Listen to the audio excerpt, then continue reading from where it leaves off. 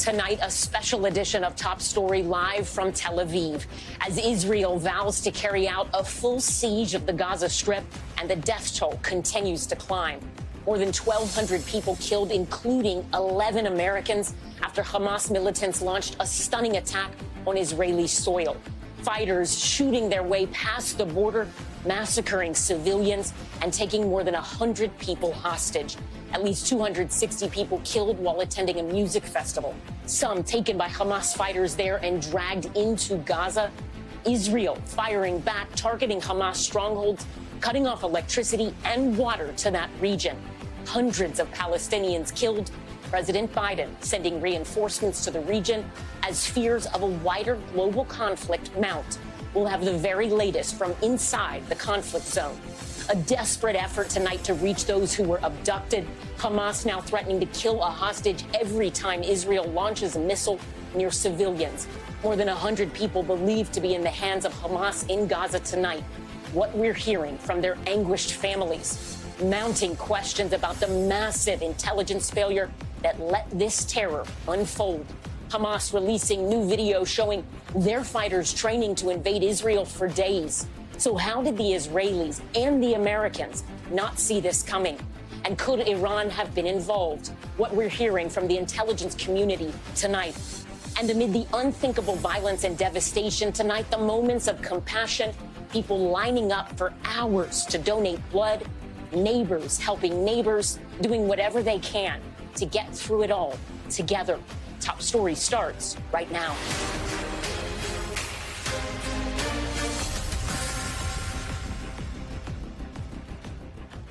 Good evening from Tel Aviv. I'm Ellison Barber in for Tom Llamas. We begin this special edition of Top Story from Israel, a nation tonight declaring war against Hamas following the brutal surprise attack within its own borders. Already more than 1,000 people killed, including at least 11 Americans. And the grim reality tonight, that bloodshed is far from over. This is the scene in Hamas-controlled Gaza tonight, a flurry of Israeli missiles lighting up the night sky, exploding on impact as Prime Minister Benjamin Netanyahu vows to destroy all Hamas strongholds. The strike's a direct response to these barbaric scenes, utter brutality captured on video over the weekend for the world to see. Israelis, including women and children, taken hostage by Hamas fighters after those militants stormed across the border and entered Israel early Saturday morning. Some shooting their way through checkpoints, others paragliding over the border by air, by land, and sea. That incursion catching Israel's military and its civilians completely off guard. A music festival in southern Israel, the site of an unthinkable massacre. Concert goers fleeing in terror as Hamas militants fired indiscriminately into the crowd. More than 260 people killed in this attack alone, and dozens of others taken hostage, including this 25-year-old woman who screamed for help as her boyfriend looked on in horror. She and at least 100 others likely now being held in Gaza. Tonight, Hamas threatening to kill one of them every time Israel launches a missile without warning near civilians. But we have not seen Israel's aerial assault slow down. More than 500 Palestinians reportedly killed since the start of the conflict, and now signs Israel could mount a land invasion as well, as it calls up 300,000 reservists and sends tanks and troops to reinforce the border with Gaza. The Biden administration tonight pledging its support to Israel, sending a fleet of Navy ships and fighter jets to the Mediterranean. Senior U.S. officials telling NBC News that move is designed to try and deter Iran, as questions mount over whether the Iranians helped Hamas plan this attack. We have a full team of reporters covering all angles of this fast-moving conflict tonight, from here in Israel and back home in the United States. We begin first with NBC Nightly News anchor Lester Holt, who leads us off from Tel Aviv. Tonight, Israel bombing the Hamas-run Gaza Strip, ordering a complete siege. No electricity, fuel, or food allowed inside as they hunt down the Palestinian militants responsible for the massive terror attack that's left hundreds dead, including Americans. What Israeli officials call their 9/11. Tonight, Israel's prime minister says airstrikes in Gaza are just the beginning. We just started to hit the Hamas. And now the race to find what Israel says are at least 100 hostages, with Hamas threatening to start executing them. Among those abducted, 25-year-old Noah Argamani screaming for help as she and her boyfriend are taken hostage by Hamas terrorists. This woman barefoot, her hands bloodied and tied behind her back, her face bleeding as she's forced into the back of a Jeep. And a mother crying, clutching her two children as they're about to be kidnapped. The horror starting Saturday morning at 6:30 when the biggest attack against Israel in decades began. Israel's vaunted military and intelligence agencies apparently caught by surprise. Hamas fighters coming in by land, sea, and air, including paragliders, getting past Israel's border barrier. Armed Hamas men in the back of trucks. And this video showing Hamas terrorists on foot, randomly opening fire. Going door to door, executing civilians. And unleashing a massacre at a music festival in southern Israel. Young revelers running for their lives. Others desperately crouching behind vehicles and bushes as the terror unfolded. Sahar Ben Salah saw friends die at the festival. Seriously, it's really living hell. Never seen something like this. Bodies all places for the slaughter. They slaughter us there. They didn't care if you're a man or a woman, you're young or old man. They're killers. Israel releasing this chilling image from the aftermath. The dead in body bags. Officials say at least 260 people were killed. This drone video shows burned out cars strewn along the side of the road.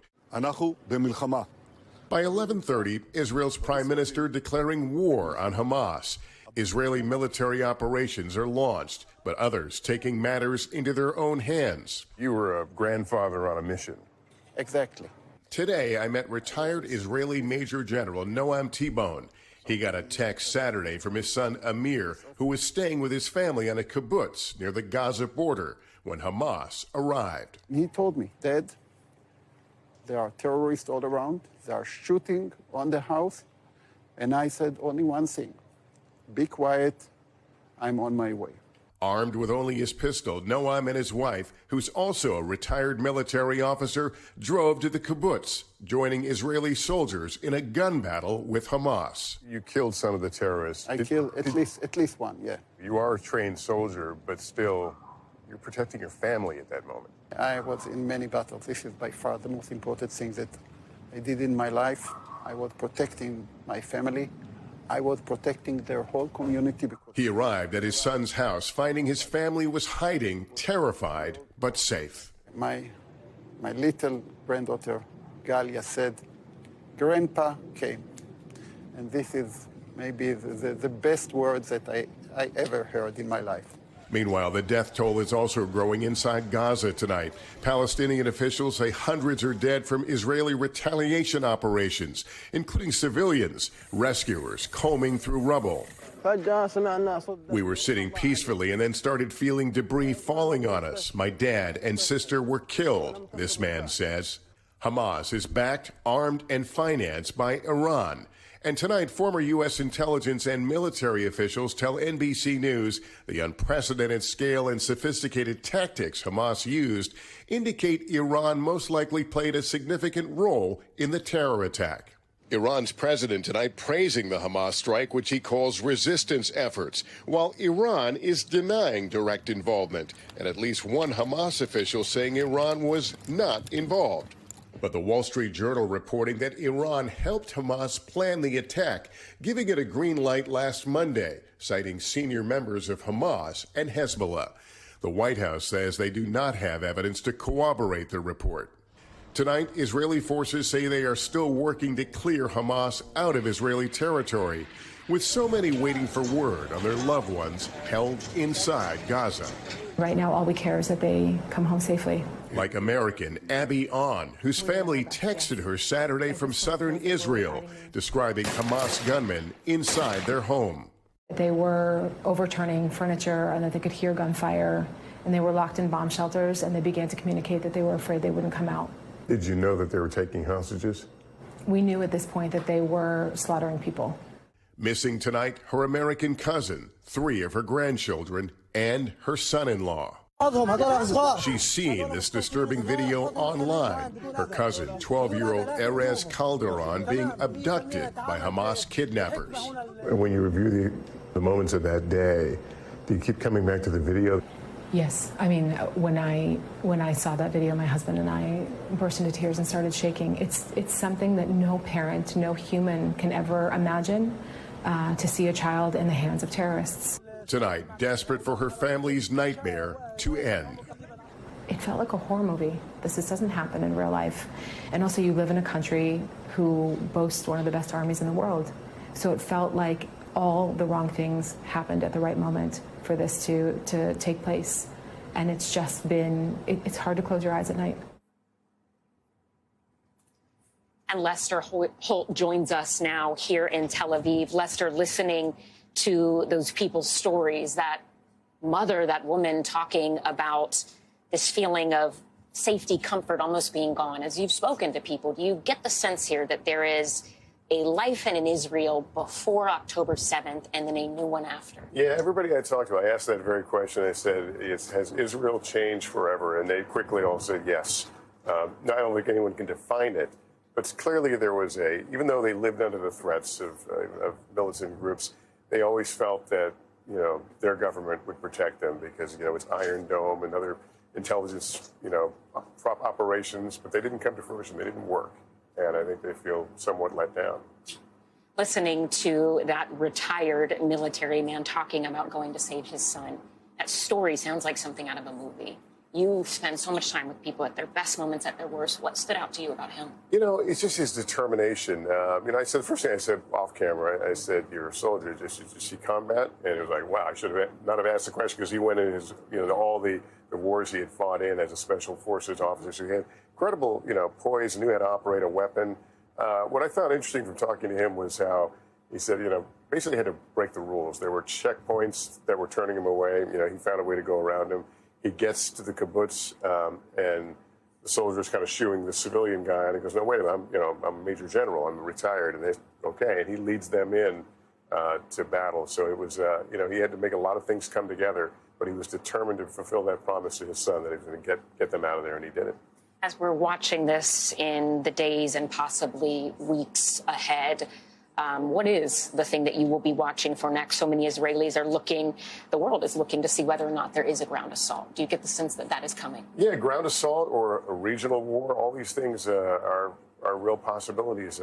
Richard Engel was on with me on Nightly News tonight, and that's one of the things we discussed was no one knows how this ends or where it goes next. The Prime Minister here is hit hard with the airstrikes in Gaza, but he also says, well, that's not all. There's more to come. So I think we're all waiting. Lester Holt, NBC Nightly News anchor, thank you. We appreciate your time tonight. Great to be on with you, of course. Thank you very much. Now to more on that terrifying hostage crisis that is unfolding all over Israel. It is estimated more than 100 people have been captured and taken into Gaza by Hamas. Tonight, family members overwhelmed with concern and grief. Our Richard Engel has the late details. Families across Israel tonight are facing the worst possible anguish, with loved ones held hostage by Hamas and dragged into Gaza. Among the missing is Romi Gonen, a 23-year-old waitress who enjoys travel and is from a close family. This was her last birthday before Romi went to that doomed music festival. Romi was going to a party. Her mother, Mariv, first heard from Romi by phone as rockets started falling on Saturday, which was not that unusual for Israel. She's calling me, Mommy, what should I do? Tell me what to do. No worries, the bombing will stop in a minute. Just be relaxed, go to your car. But this attack kept going. She was terrified. She was saying, Mommy, we are trying to get out of here, but I'm bleeding. We were shot. Everybody here was shot. And she said, Mommy, I'm afraid I will die. And I said, no, you're not going to die. Then she heard voices in Arabic. And then I heard shooting all around, very close to the car, and started hearing voices in Arabic talking to each other, shouting at each other, and I was so afraid. I was so afraid. After that, the phone went dead. Alive. The family later tracked it to inside Gaza. Earlier today, we drove to the town of Sderot near Gaza, close to where the music festival was held.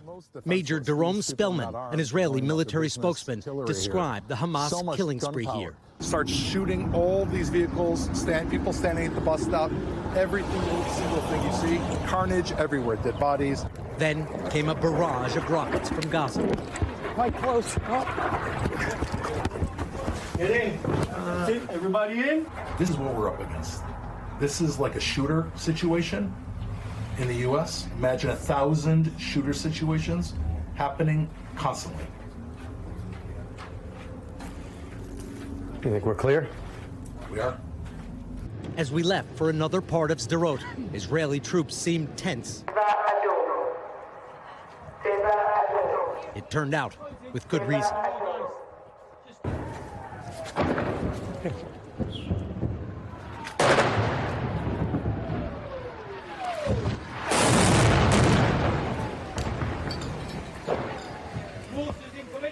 Stay down, stay down.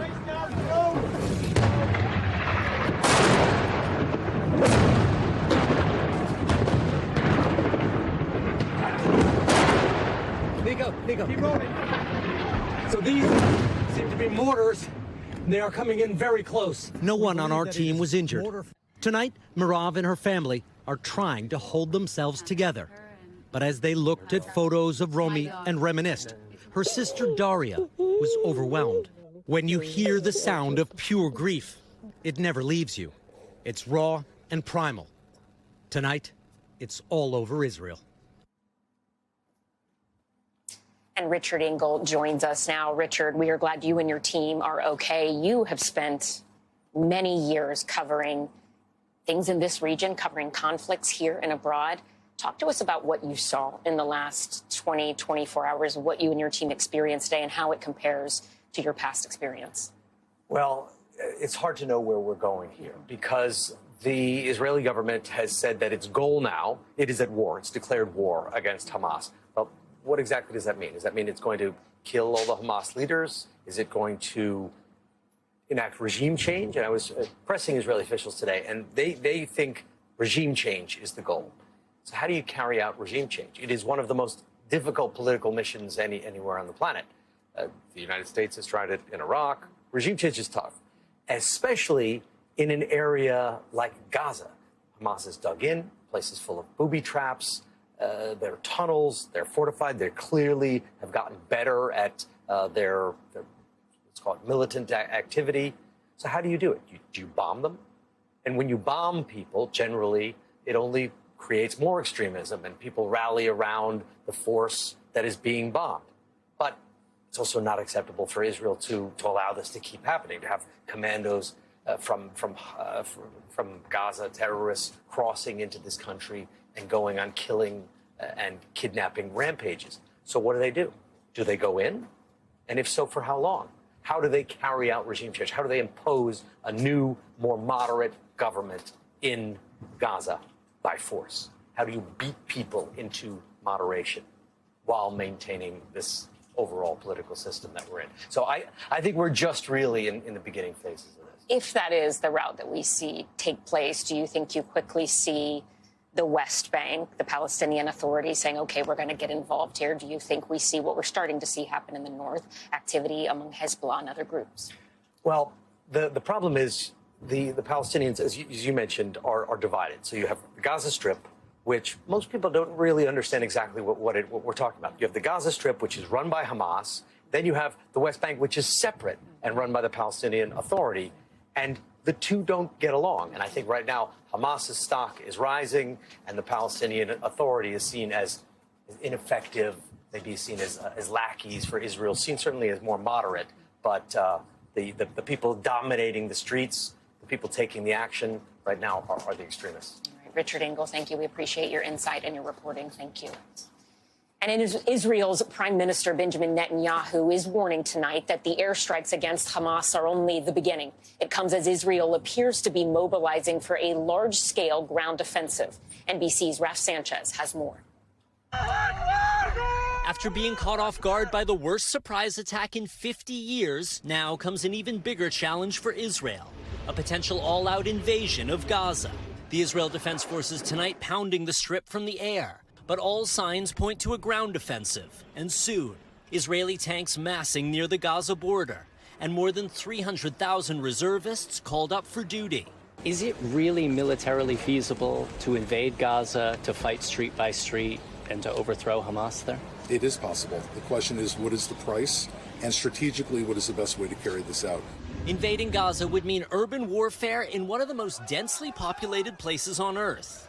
And at the same time trying to rescue the Israelis being held hostage, likely imprisoned in the elaborate network of tunnels that run underneath Gaza. The value of hostages as bargaining chips for Hamas shown in the case of soldier Gilad Shalit. Captured in 2006 and held for 5 years, Israel eventually agreed to free more than 1,000 Palestinian prisoners to bring him home. Today's hostages guarded by Palestinian militants emboldened by their success. New CCTV footage showing a squad of Hamas gunmen on motorcycles storming into this kibbutz, walking calmly through the streets, stepping over the bodies of Israeli civilians before driving away in this stolen car.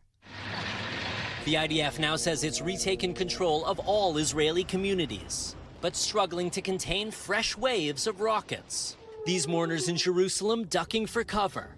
But inside Gaza, there's nowhere to run for the 2 million Palestinian civilians who live under Hamas rule.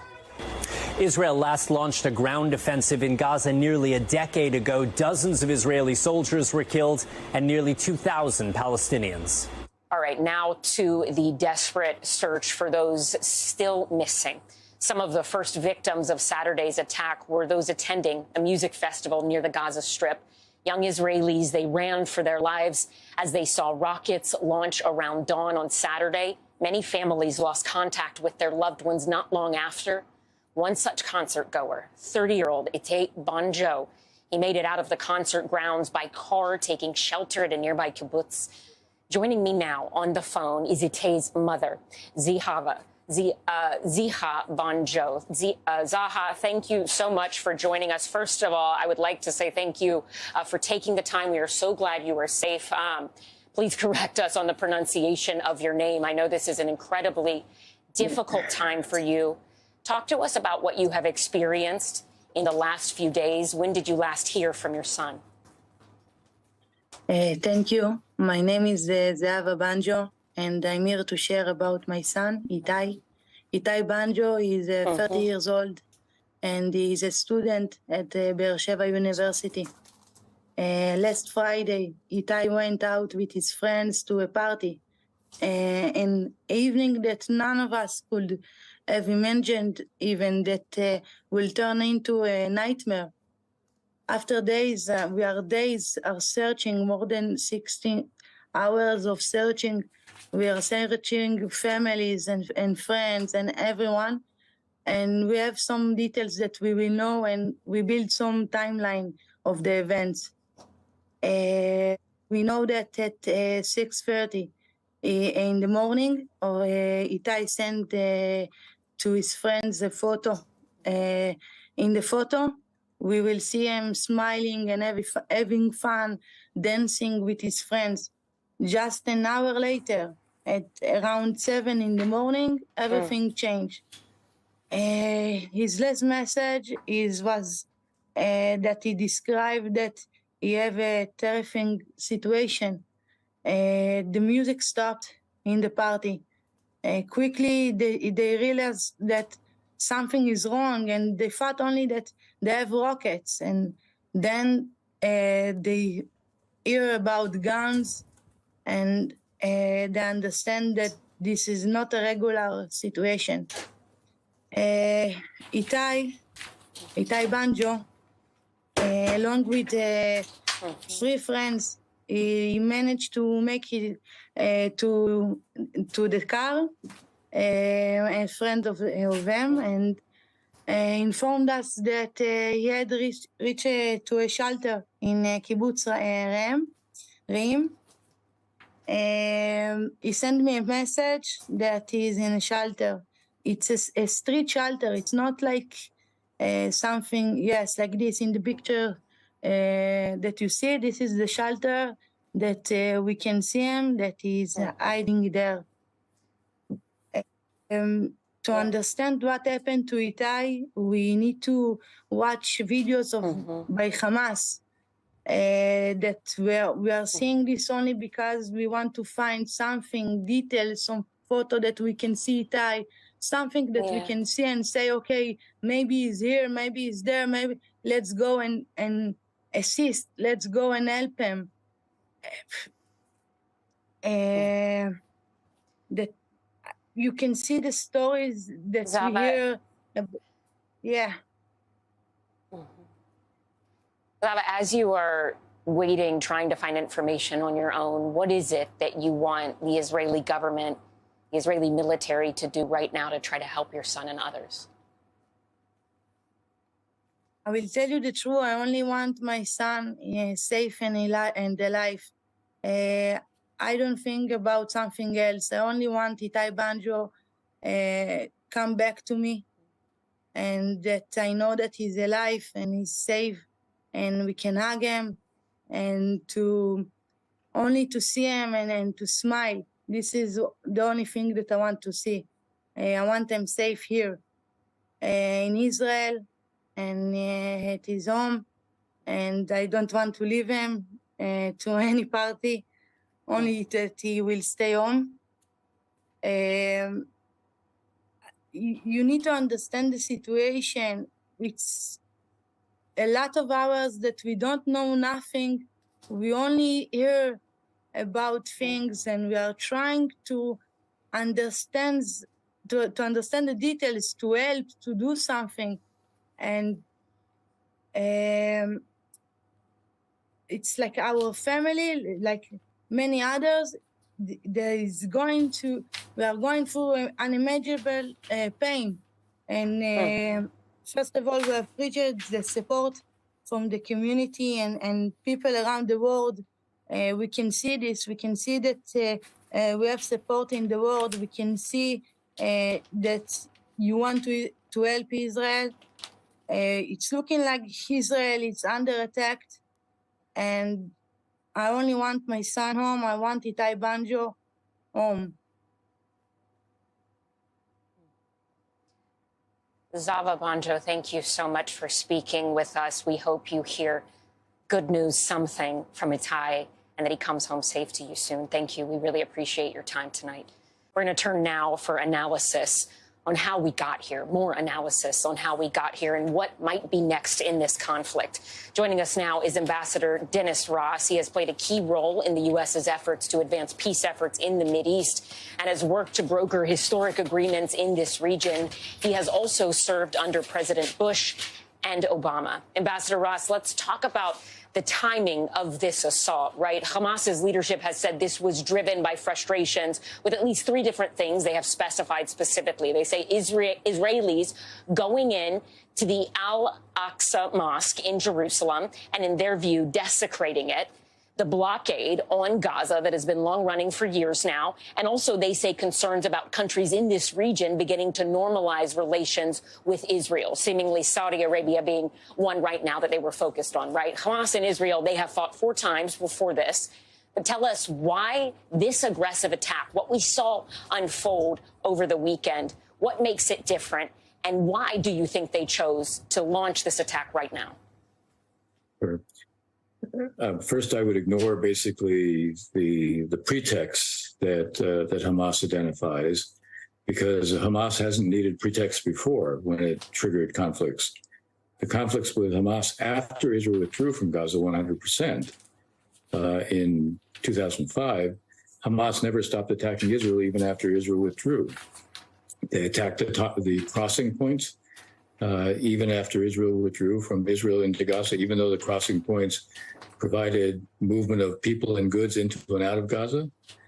Those were not a favor to Israel. They were something that Palestinians needed. They provoked the conflict in the end of 2008, 2009. They did the same in 2012. They did the same in 2014. There were skirmishes up until 2021 when they did it again. So they don't need a specific pretext other than the fact that Israel exists. They reject Israel's existence. Now, your question of why now is appropriate. And the one thing that I think that was true of the three elements that you identified, they very much feared the possible breakthrough between Saudi Arabia and Israel. Now, clearly, Iran is very much opposed to that. You had the Supreme Leader last week give a speech devoted entirely to being against that normalization, being challenging and making it clear that those who did it would pay a price. And then suddenly you see this. Now, this wasn't just produced over the last few days. This was obviously planned over a number of months.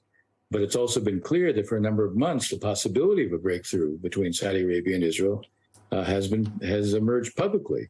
So I think if you're looking for why they did this, I think that's the main reason. It reflects a fear of that, and a fear that Israel and Saudi Arabia would create a further network of those who are building very resilient, prosperous societies, which contrast very strongly with the realities of what Iran, Lebanon, where Hezbollah is, Gaza, where Hamas is. They offer no future. They oppress their publics. They offer no future, no possibility. And the last thing they want are states that look highly successful economically, given the potential impact that has on them and their own stability. So I think that helps to explain the timing. It's hard to understand why Israel was caught so unaware and why its military seems so unprepared, although here again, I think there are explanations for that. I'm happy to get into it if you like. Do you think there is any chance, Ambassador, that this could end soon, that we could see some sort of discussion, some sort of ceasefire like we have seen in the past? Or do you think, as Prime Minister Benjamin Netanyahu has said, that this is going to be a long, protracted war? You won't see a ceasefire like we've seen before. I cited the 2009, 2012, 2014, 2021. In all those cases, Hamas used a ceasefire to rebuild and prepare themselves for the next round.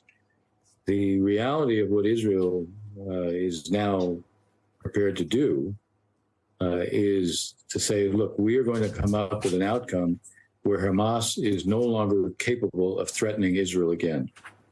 Every line was crossed here. The reality that you take hostages who are grandmothers, young mothers with children under the age of 10, some as young as 6 months. You come in and you shoot up every house you can get into, and the houses you can't get into because people have somehow successfully locked you out. You set on fire. I mean, they committed unspeakable acts, and the shock that Israelis are feeling is a shock that they've never felt before. This is beyond what happened in 1973, when they were surprised by the Egyptians and the Syrians, and those were conventional armies. Israel has not suffered these kinds of fatalities and casualties in Israel itself since its War of Independence in 1948. So the shock, the anger is at such a high level. And one interesting thing to note, notwithstanding all the differences that were triggered, that were seen within Israel over the effort to push the judicial reform, it's very interesting that the numbers of people reporting for reservist duty right now, for being called up, is higher than it's ever been in any previous conflict. It tells you all the divisions are now not even being thought about. And they understand why, because Hamas didn't draw a distinction between who was right-wing and who was left-wing, who was for peace and who wasn't. They killed anybody who they saw. Right. Ambassador Dennis Ross, thank you for joining us. We appreciate your time tonight. Still ahead tonight on this special edition of Top Story, our coverage continues from here in Tel Aviv. The difficult questions tonight: how did the intelligence community not see the Hamas attack coming? And did a year of domestic protest cause Israel to take its eye off the ball? And where do we go from here? Tonight, what the U.S. and Israel can do to prevent an attack of this scale from happening again. Stay with us.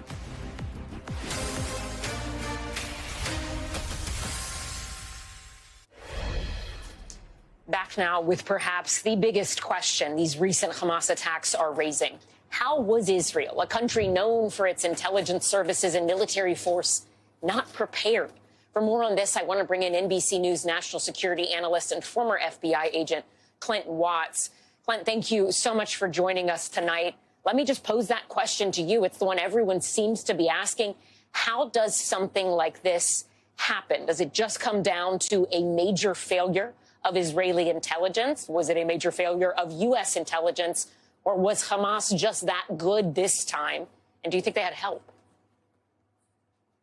Definitely a downfall on the part of Israeli intelligence. I'm sure there'll be a lot looked at when the dust settles on this. Right now, the intelligence services are fully engaged in what's going on in Gaza and likely trying to nail down where those hostages are. The big things that I think stick out is the Israeli intelligence services were known really to be the best in the world. If you look back during the global war on terror, most Western countries looked to Israel to really learn how to do counterterrorism, how to defend a country against a terrorist threat. They were known for their human intelligence combined with their technical intelligence capability, a very sophisticated country. And I think that's probably where the downfall was that mix of human intelligence and technical intelligence got into some sort of imbalance where the technical intelligence was taking over. The Hamas militants devised a plan that was well coordinated, but not particularly sophisticated. The things they did should have been detected. And so I think there is a lot of questions today, and it probably has really shaken Israel at a time when they thought they were on the way to mending fences with a lot of countries in the Middle East. What do you think will happen next? I mean, because they appear to have been caught kind of leaning back, can they get on a forward footing, if you will, to make up the difference of the initial failures here? Well, the one note that was your guest who was on right before I joined, he noted that recruitment, reserves showing up for duty, people volunteering for duty is exceptionally high. That's a reversal from this past summer. I was in Israel in June, and it was a time of protest in the country where people were not showing up for their reserve duty. That probably has been reversed. I think the big challenge, though, is how do they prepare for Gaza? How do they think about getting those hostages back? While at a time where they had a lot of their forces deployed in the West Bank. If you remember through the summer, there was a lot of conflict there in the West Bank. They redeployed a lot of their forces there. How would they situate themselves and then protect on what is three fronts, Hezbollah to the north, other Palestinian militant groups in the West Bank, and then what they're going to be probably doing in Gaza? All right. Clint, thank you so much. We appreciate it. Stay with us. When we come back, we're going to take a closer look at that group, Hamas, the militant group that is labeled a terrorist organization by the United States that launched that brutal assault on Saturday, how they took power in the Gaza Strip, what they say they are fighting for, and the international power providing them with military and financial support. That's next.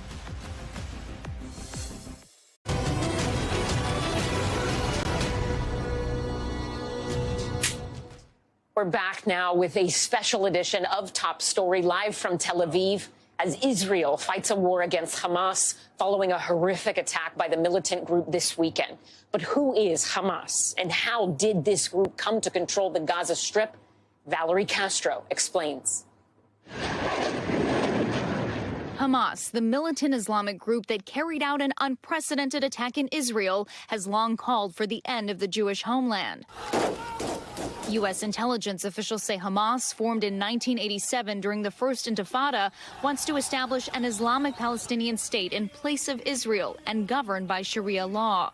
Well, its fundamental belief is that all of historic Palestine rightfully belongs to the Palestinian people and actually to Muslims at large. And therefore, it does not accept the legitimacy of Israel's existence. The group was designated a foreign terror organization by the U.S. State Department in 1997, following a series of suicide bombings in Israel. Hamas took complete control over the Gaza Strip in 2007, about 2 years after Israeli forces withdrew from Gaza, leaving the region under Palestinian authority. A win in the Palestinian parliamentary elections in 2006 over rival political party Fatah, ultimately putting the group in power. Hamas supporters celebrating their landslide victory in Palestinian elections. Now the radical Islamic Party has to form a government. The victory, a crucial turning point, empowering Hamas to eventually oust Fatah forces loyal to Palestinian President Mahmoud Abbas, who condemned the civil war as a coup, ruling from the West Bank. The Palestinians have been divided essentially between two governments, the Hamas government in the Gaza Strip and the Palestinian Authority government in the West Bank. There's been various efforts to reconcile the two sides over the years, but none of those reconciliation efforts have come to anything. Hamas has also found a longtime ally in Iran, which has provided both financial and military support to the group. But Iran has denied any involvement in this weekend's attacks. For decades, Hamas and Israeli forces have been in a cycle of violence that has included suicide bombings, kidnappings, and fighting along Israel's southern border that has resulted in the deaths of tens of thousands of Palestinians and Israelis, a cycle that doesn't appear to be ending anytime soon. Palestinians in the Gaza Strip are also victims of Hamas. So we shouldn't equate Hamas's actions with those of Palestinians or assume that Hamas is acting with the support of Palestinians in the Gaza Strip or Palestinians elsewhere. And Valerie Castro joins us now from our top story studios in New York. Valerie, as we were discussing with Richard Engel earlier and heard in your piece, Hamas rules the Gaza Strip. They have controlled that outright since 2007. But the West Bank in East Jerusalem, that area where Palestinians live, that is under control of a different government. The President Mahmoud Abbas, the Palestinian Authority, they do not get along with Hamas. They have not been in the Gaza Strip since the 2000s. So talk to us about what we have heard from the Palestinian Authority. Are they supporting Hamas's actions here? And is there a likelihood that they could join in this war? Well, Ellison, President Abbas didn't express direct support for Hamas or its actions, but also didn't condemn the violence. A Palestinian state-run news agency is reporting that Abbas held an emergency meeting with Palestinian leadership and security officials in wake of this weekend's violence, calling for protection for Palestinians and saying they have the right to defend themselves against occupation forces. U.S. Secretary of State Antony Blinken also spoke with Abbas over the weekend, calling on all leadership in the region to condemn the violence against Israel and calling for the Palestinian Authority to take steps to restore calm and stability in the West Bank. Ellison. All right. Valerie Castro, thank you so much. Now to a look at what comes next for the region. I'm joined by MSNBC columnist Nayyera Huq. She previously served as a senior director at the White House and a senior advisor at the State Department. Nayyera, in a column yesterday on MSNBC.com, you wrote that the region is not a powder keg just because of the weapons stockpiled here, but because of the volatile leadership here and resentments that just loom over the population. This is a century-long fight over territory. The status quo, it has been bad for decades. How do you think we got to this current moment right now? It's so hard to grasp as Americans, right, where we have 250 years of history, founding fathers, right? We look at the 1700s and we're talking centuries old resentments, identities. The Israeli Zionist ideology harks back to biblical times. You have civilization-breaking era types of issues between Iran and Saudi Arabia, all right, Sunni and Shia, and all of that coming into play on a piece of land that is literally the size of New Jersey, right? So that's the backdrop. And you have leadership and years of corruption that have just piled on top of each other so that people like you and me have grown up with this idea of a two-state solution being discussed, never coming to fruition. And now the last several years just being a side note, right? It's anybody working policy in the region understands that a two-state solution does not have the pieces in place right now, certainly not after this devastating attack by Hamas. What is it that you are watching for moving forward? As we've had conversations with some people here in Tel Aviv, I was struck by a fairly young person mentioning back to 2005. You know, as we're talking about, as you rightly mentioned, a very small piece of land, a thing Israel will often discuss and remind people of is that they withdrew forces from Gaza in 2005. They also removed Israeli settlers from the area. It was very controversial in Israel at the time.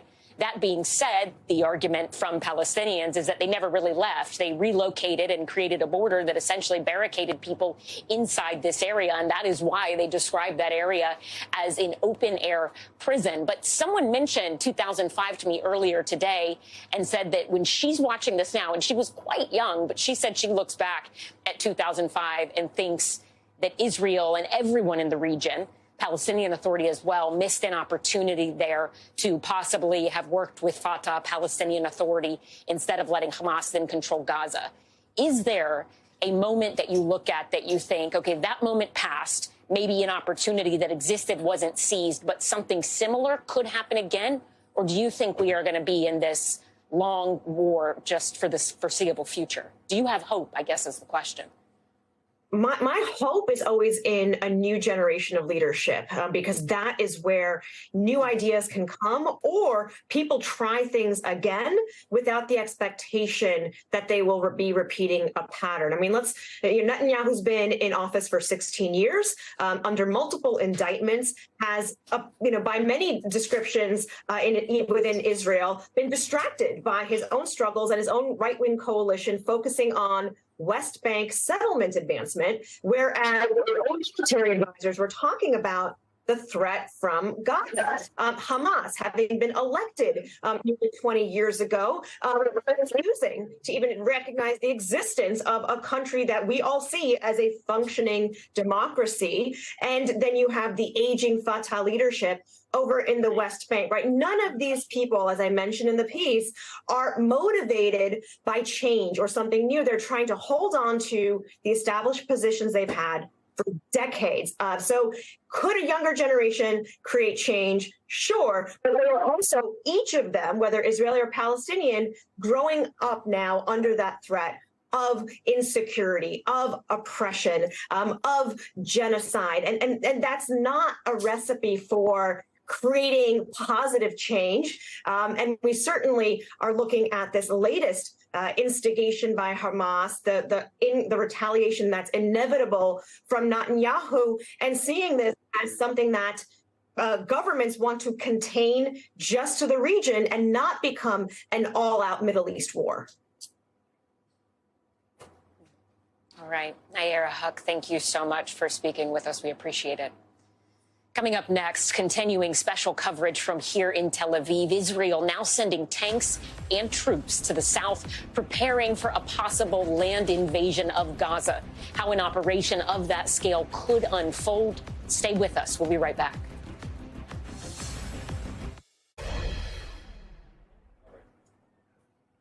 Back now with the military strategy as Israel responds to Hamas's historic attack. Joining me now to bring his perspective on the conflict is retired Lieutenant Colonel Danny Davis, senior fellow at Defense Priorities and host of Daniel Davis Deep Dive on YouTube. Thank you for joining us.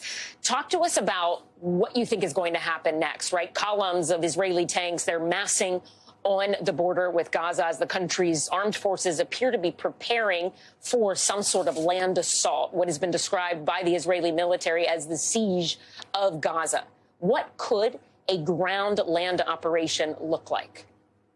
Yeah, you have some recent examples to look at. You have Fallujah in 2004 during the U.S. war there, the Second Battle of Fallujah, where you had the U.S., which was armed with Bradleys, Abrams tanks going against the kind of jihadis that the Hamas will be.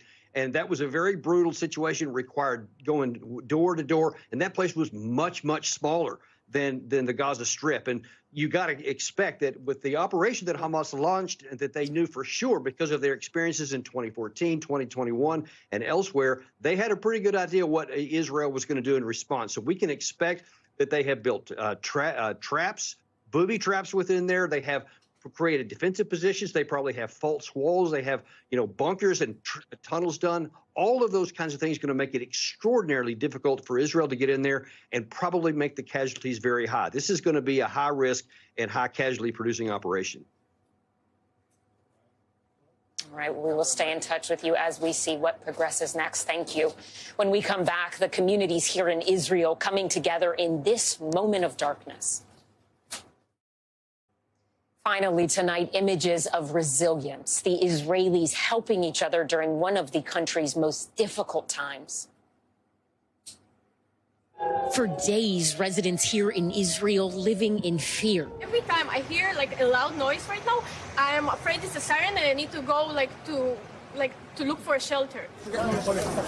But that has not stopped many of them from leaving their homes and coming together to help neighbors and fellow citizens affected by this ongoing nightmare. There is a lot of residents like Tamar Shori gathering critical supplies for her community. Till now, I'm getting hundreds of calls, people who want to help, want to bring food and volunteers. At donation centers in Tel Aviv, hundreds helping to sort boxes of food and clothing that will make its way to southern Israel. Instead of being home and listening to the news and crying, I'm here. I have a soldier. It's very emotional.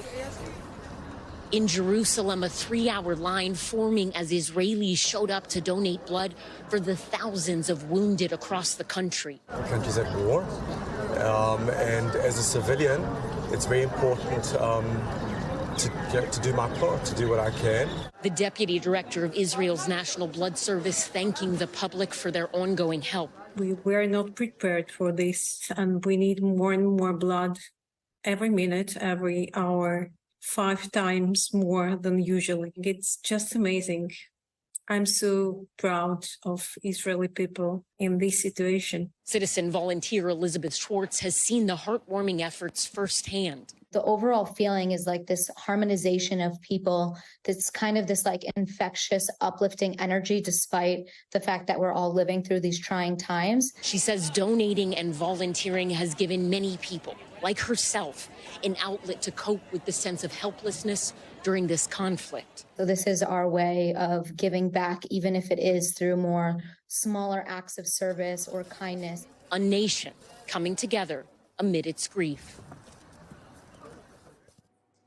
Thank you so much for watching Top Story. For Tom Llamas, I'm Ellison Barber in Tel Aviv. More news now on the way. Thanks for watching. Stay updated about breaking news and top stories on the NBC News app or follow us on social media.